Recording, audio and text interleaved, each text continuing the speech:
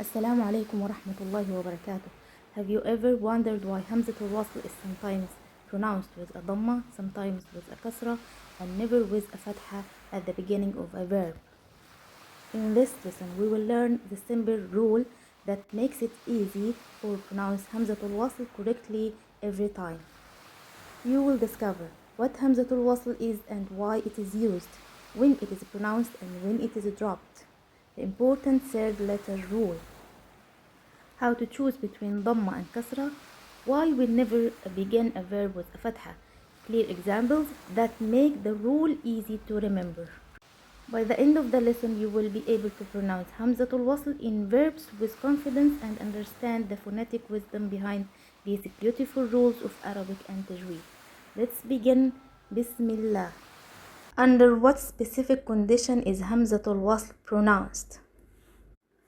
Hamzat al-Wasl is pronounced only when beginning speech with the word, like اقرأ.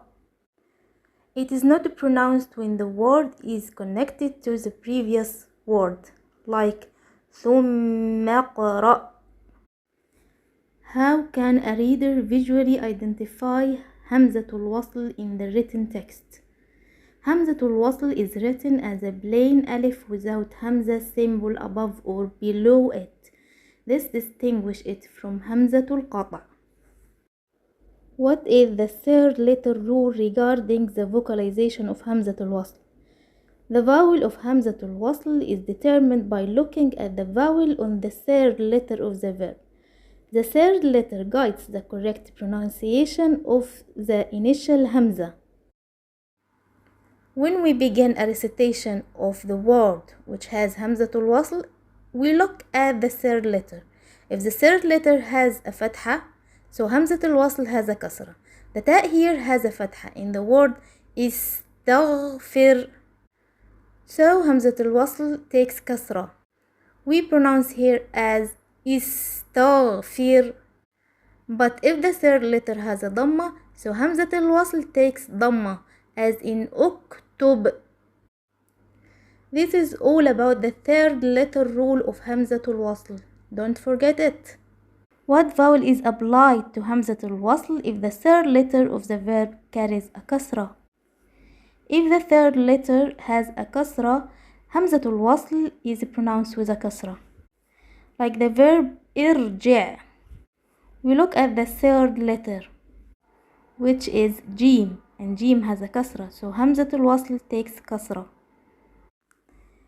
If the third letter of a verb has a Damma, how should be the initial Hamza be pronounced? If the third letter has a Damma, Hamzat al-Wasl is also pronounced with a Damma.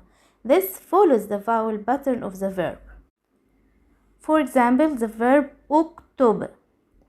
We look at the third letter.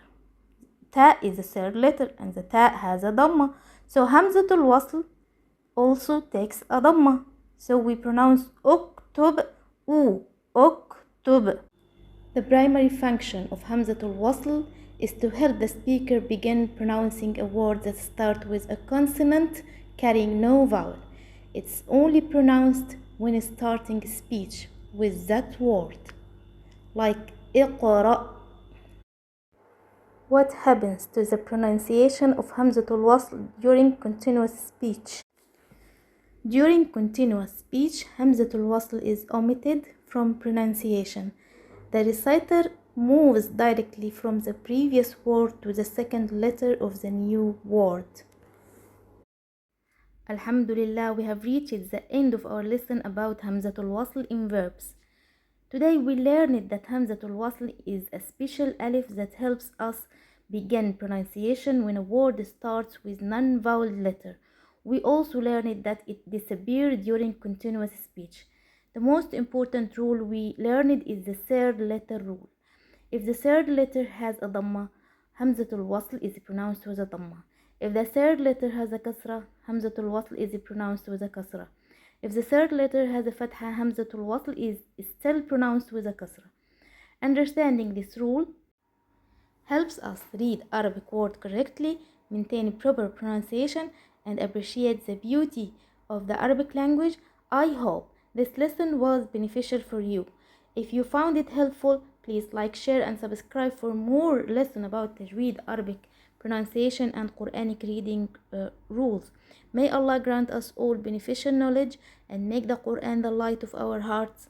جزاكم الله خيرا والسلام عليكم ورحمة الله وبركاته.